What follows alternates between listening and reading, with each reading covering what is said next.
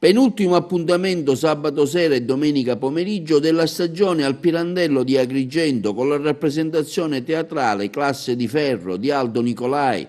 con gli attori Ciangottini, Giuseppe Pambieri e Paola Bonacelli, la regia curata da Giovanni Anfuso. Classe di Ferro è incentrato sui problemi della terza età, trattati con una delicatezza e un humor non frequenti nella nostra drammaturgia. La vicenda è ambientata in un giardino pubblico di una grande città. I protagonisti sono tre anziani, Libero Bocca, Luigi La Paglia e Ambra, che si sono conosciuti casualmente durante le loro quotidiane passeggiate. I loro caratteri sono assolutamente differenti, uno aggressivo e riottoso, quello di Bocca, l'altro docile e remissivo, quello di La Paglia, angelico e sognatore, quello di Ambra, e consentono all'autore di creare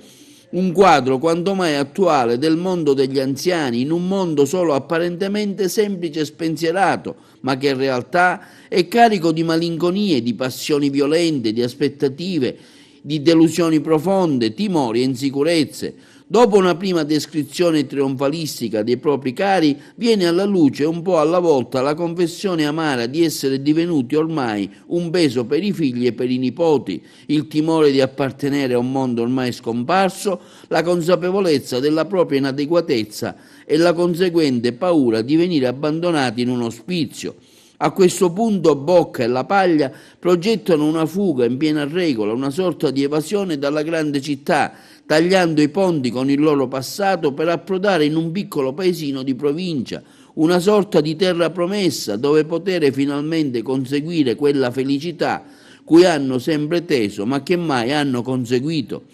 Ma il finale che giunge, rapido e imprevisto, riporta tutti i personaggi e gli spettatori alla cruda realtà della società moderna. Classe di Ferro è una splendida parabola sulla terza età, una commedia che solletica tutta una serie di riflessioni sul destino, molto spesso crudele, dell'anziano nella nostra società. Un testo che, alternando leggerezza e ingenuità, con alcuni momenti di profonda commozione, lascia una traccia profonda nello spettatore. L'ultimo appuntamento del cartellone al Pirandello di Agrigento è con l'operetta e sarà il prossimo 22 e 23 aprile con la Scugnizza realizzata appunto dalla compagnia dell'operetta.